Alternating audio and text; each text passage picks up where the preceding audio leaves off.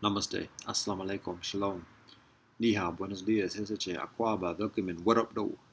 This is Cafe Melange, week numero 9, session numero 3. We're doing it again. It wasn't done yesterday, so that's my bad. For whom it cares. Topic for today. It's kind of like a melange of topics.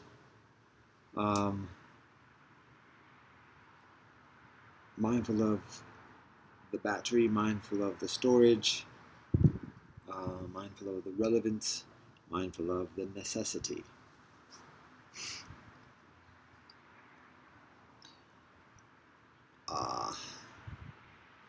Actually, like I said, a couple of topics. I'm trying to think of how much to get into it.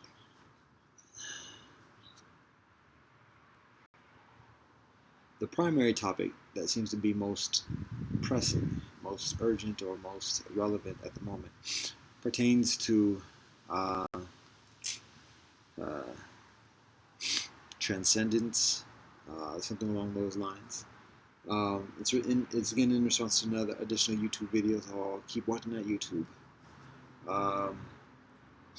But the thing about it is it's incomplete. It's unfinished.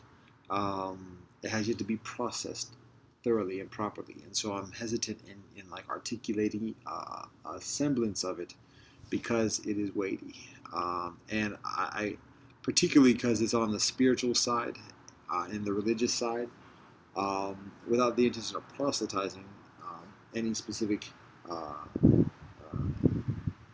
dharma. However, there are implications along those lines, and there may be perceived teachings or guidance, and I don't want to be unduly misguiding. So that's what I'm hesitant about. However, again, it's on the dome at the moment. It's a window.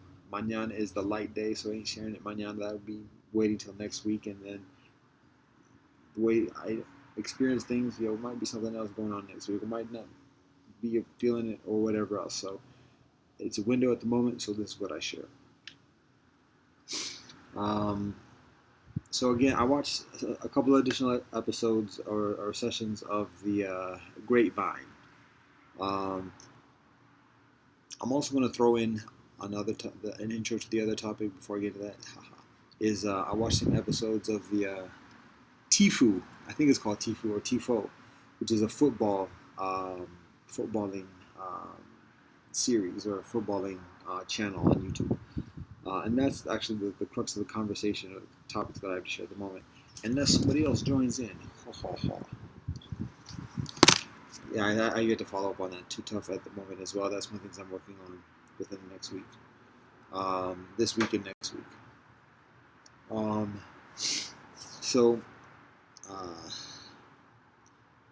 So the football joint is second.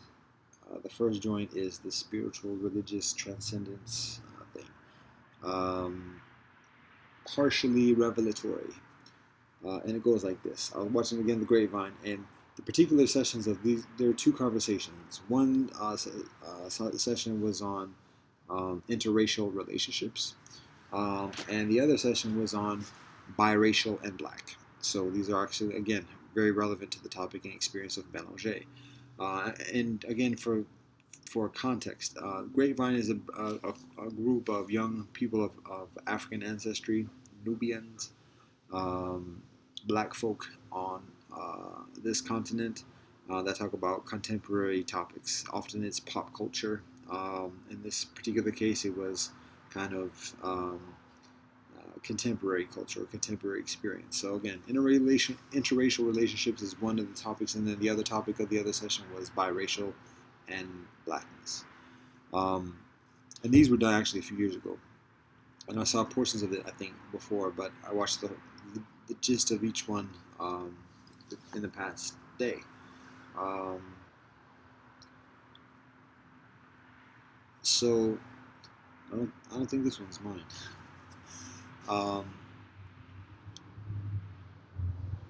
So anyway,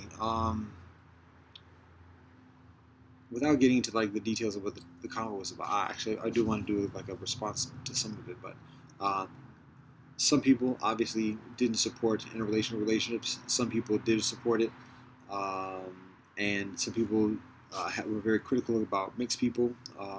There was, in terms of, there was the concern about interracial relationships was for people, black folk, being self-hating, and categorically dating somebody outside their own race because of certain insecurity and shit along those lines, which is understandable. But again, there's also tends to be a very excessive judgmentalism as well, a reactionary kind of judgmentalism, because there's still that thorn in the paw. And so, anyways, that's one thought with the interrelational relationships. It was respectful, and there was not of any like hard line kind of like vitriol or anything. So I appreciate that. People were respectful and thoughtful and had relevant comments and insight, perspectives from a number of different sides. The topic on biracial and being black. There were brethren who were biracial. There were two people, actually, at least two people in that combo. There's another sister from Puerto Rico, but that might have been the interrelational relationship joint. But anyway, there were two people who were mixed, who identified as mixed, and represented that experience fairly well, but also identifying as black, and so without question. And so I think both articulated a nice perspective and fair perspective, balanced perspective. In some ways, I agree with what they share. In some ways, I disagree. But again, we're all individuals, and so we speak from our own experience. And additionally, and it's not there's congruence within it as well. So, like I said, I think they represent well, um, and actually very similar to how I represent. But I think with some different experiences. Um, I think also I draw upon my HBCU experience considerably in being considerably, not completely, in being at home with my African heritage. I was going to say black, that's why I did that.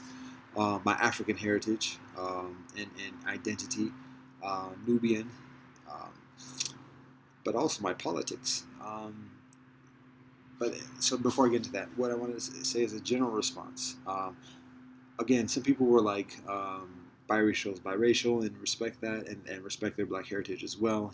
They shouldn't have to choose. Some people were like, you'll always be questioned. You'll always have to do this, that, and the other. So it was kind of trippy to see that and to hear it, because you see we experience already, but for it to be articulated explicitly, it's like aha, it's like double standard, because again it's that reactionary, judgmental, and condemnation and subordination. And what it prompts the consideration of this, that the way that the identity, the moderator of the conversation brought this up nearly at the beginning, but it wasn't actually answered. Um, the question is, what is black? What is blackness? What is black identity? And a lot of people kind of reverted to kind of like uh,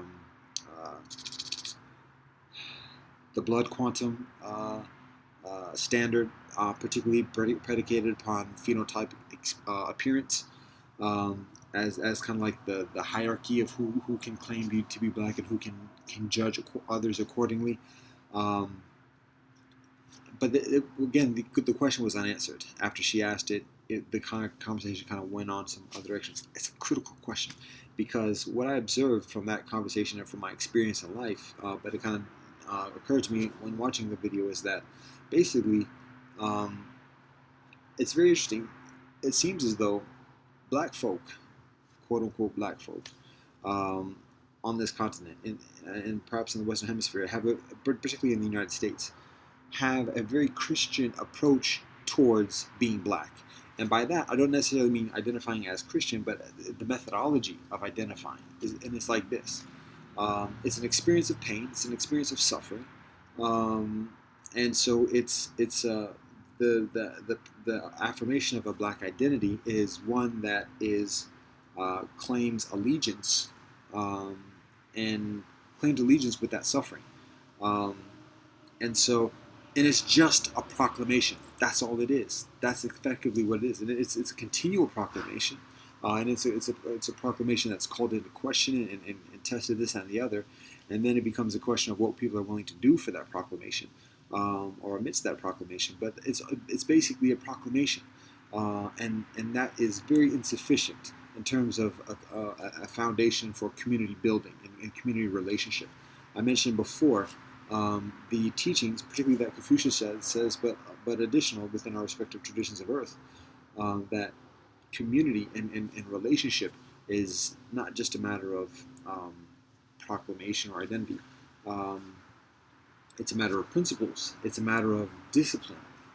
It's a matter of a code that people are held accountable to. And there being certain standards, so that it's not just somebody's opinion versus another person's opinion. Some ambiguity of like, oh, I'm dark and this, that, yeah, I got Afrocentric features, or maybe I have this affiliation. Maybe I even speak a certain language. Maybe I've been on the continent, so I can. What I say that holds weight. It's beyond that. It's a matter of like looking. Those are all relevant, but it's not categorical. And it's a matter of principles, the ethics that people live, the behavior, how one conducts oneself, so that it's not just some kind of arbitrary. Oh, nah, they didn't do it right. And so when we do criticize, critique, evaluate, discriminate the behavior of others, the stance of others, the decisions of others. It's not just on what their blood quantum is or what their phenotype is, but what their actions are, and how those actions affect others, and also how those actions support and promote and enhance the Black experience, how those actions honor our ancestors, how those actions provide for our progeny for the next 7 generations and beyond, and continually. Those are the hallmarks of healthy community, healthy relationship, and healthy identity along those lines. And so that's something that's lacking at the moment, generally within the Black experience. Um, there's very strong identity, and rightfully so, with Black experience, Black heritage, and additionally, but there's an absence of those categorical principles. We can go to Kwanzaa, and the Swahili name for the principles of Kwanzaa escaped me at the moment. I'm just thinking of Tinye Ziwe at the moment, which is actually Zulu, um, nearby. But there's an absence of readily recognized principles. We can talk about Umoja and Kuchitagali additionally, but those are kind of like, um, those have yet to like translate into um, widely known, readily accessed concepts and principles that are categorically adopted and instituted within a Black community. And so otherwise, again, it's just this ambiguous identity, and it's proven by, again, appearance and then what somebody's willing to do. And I say it's like the Christian identity, because within many Christian denominations and Christianity at large, there are principles and there are this and the other. However, in terms of being identified as a Christian or self-identified as a Christian, many people simply just proclaim Jesus as Savior or whatever what one's faith describes, and that's it. It's just a matter of proclaiming faith, and then whether the person attends service, whether the person is doing charitable works, whether the person is a monastic celibate or whatever else, those are arguable. This, that, and the other. And then there's the hierarchical politics that are along those lines, but it's primarily just a matter of proclamation. And oftentimes people in like doing that, like the binary litmus test of are you with us or are you without or against us, it's whether people are willing to proclaim Jesus in certain way, um, and that's like the binary, and then people are qualified along those lines. So it's similarly with Black. Do you identify and do you have blood quantum? And then if the blood quantum is less than somebody else's, well, then you just have to like get in where you fit in and then deal with that. And that's just life. So again, there's got to be principles. There's got to be ethics. There's got to be standards that are widely recognized, not just by one individual, not just by one group, but across the board. And it may begin with one individual, it might begin with one group, and become increasingly organically, naturally, the standard through which um, the the masses or a larger mass of Black folk, people of African ancestry, Nubians, um, coalesce. So that was one of the considerations of just like the whole time they were talking about being black and who's black and how biracial people identify or fit in within that spectrum. There was yet an absence of identifying what black actually is. So that was one concern or one observation. Um,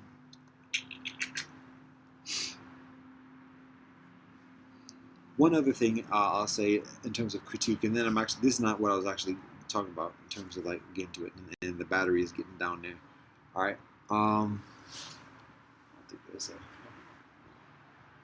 all right. So another one was that there was an example brought about in the conversation about a biracial brother who was on a platform in pop culture, in popular media, and was making a statement for people of African ancestry. And then he was lambasted for that because there was resentment about him um, representing black folk and him being mixed. So does he actually legitimately represent black folk? And here's another example of mixed people being favored by the Eurocentric oppression and utilizing that platform for self promotion and this and the other. And so, like, wait a minute, he's up there and he's doing something that's positive or saying a positive message. And I'm not making an evaluation of what he's actually saying, but I'm making an evaluation of the critique. But it's like even when he does that, he's still getting roasted over the rakes, or whatever it's called. He's still getting blasted for doing that. And some people, now that was one component of the criticism. A lot of people were talking in support of him and like, yo, he's been doing it throughout his career, so it ain't nothing new. It's not just self-promotional. He's got a long track record speaking to that effect and utilizing his opportunities for promoting the interests and the well-being of people of African ancestry. So that was the widely held perspective amongst the group. But that criticism about him being self-promotional and him being materially affluent and having, I don't utilize the word privilege because privilege is an illusion and it's oppression. And people get too much caught up in that concept. So I'm going to abstain from utilizing that concept or phrase or word in this joint. But they talk about him utilizing his platform or opportunities for self-promotion. And actually, there's certain legitimacy within that. But then the question is, what do you want him to do? Like, what do you expect from him? And that question was asked. And basically, it was just a matter of like, yo, I'm still mad that I'm catching hell or that I'm being devalued or whatever else. So here's this dude who's claiming to be part of me. I'm going to like continually, um, perpetually degrade or belittle or subjugate just because I don't perceive that person to be as suffering to the degree I am. Because again, blood quantum phenotype. And blood quantum phenotype is the legitimate standard for evaluating people perceiving people because it's been utilized as a premise for oppression. So I get that. But here's the thing: the criticism was basically that articulated by strong intelligence in education, because you can tell. But the criticism was basically that he wasn't doing enough. He wasn't dismantling the system. And again, we're going back to that double negative that I mentioned the other day about overthrowing racism. Just learn yourself and be that as much as possible. So again, that was that concern about he's not doing enough. Him standing on that podium and making that speech, it's not making any change. It's not ending racism. Was that what you expect? And the thing is this: the platform was in a media outlet that's managed by, or presumably by, people of African ancestry. And so the question is, well, what do you expect for him to be able to do on that podium? What do you expect from the network? And are you going to hold the network accountable for not doing what it can to promote people of African ancestry and identity, experience, and well-being? Because if you're going to hold that standard and be that critical about that dude, our brother who's doing that, let's do it for all around. Let's hold all cats accountable. And then I think people would either regress or wake up from that response. But it goes even further. How about yourself? What are you doing? Why are you looking at that channel? If the brother's not doing it, and if the station or the channel or the network's not doing it, why are you going to it then? And now you got to hold yourself accountable. And so that's part of the solution. Liberation is not conferred; it is acted. It is done. And so we got to get off that that spoiled child, whine kind of expectation of things being done for us, and do it ourselves. And when it ain't done ourselves, or if people ain't cooperating sufficiently, divest. Withdraw from the things that are being oppressive, the things that are being unattentive or disrespectful or dehumanizing or whatever is disagreeable. Divest. Then invest in what is supportive. And it might not be the brand name, this, that, and the other. It might not be the flashy whip, this, that, and the other. It might not be the trendy neighborhood, this, that, and the other. Where you're getting your sense of self from. You got to hold yourself accountable for that. We got to hold ourselves accountable for that. And stop pointing the fingers, because when we point the fingers, we take the power away from ourselves, and we're giving it wherever the target of that finger is. When we point the finger at ourselves, we empower ourselves, and then we can make a decision accordingly and deal with the consequences accordingly, but also deal with the blessings accordingly as well. And the blessings just bring further challenges and further weight, and that's the weight of the crown. So many people, cats living like princes with the want of the crown. We have to remember the kingly walk and progress in the kingly walk, which is the weight of the crown. It's heavy. So that's why. So if you want it, truly. Anyways, particularly in democracy, or so-called democracy, republic, and additionally. So anyways, that was another thing. Again, that wasn't what I was getting into. What I was getting into is this. All that being said, to all the brethren that participate, particularly in those conversations, beautiful. Again, to see the intelligence, and additionally, it's affirmational, and it's appreciated. So I'm not coming at cats or whatever. I'm just sharing. Again, it's frustrating to hear the convo and have an interest in participating. Like y'all need to holler at me. Y'all need my voice. Y'all need what I have to share. But the methodologies of direct communication at the moment are somewhat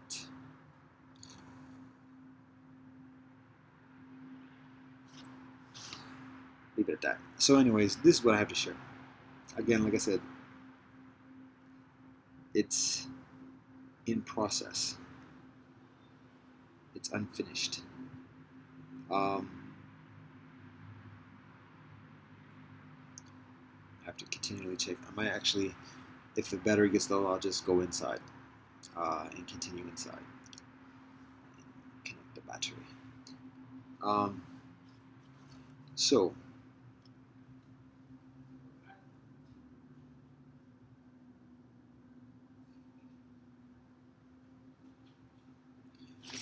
now I'm getting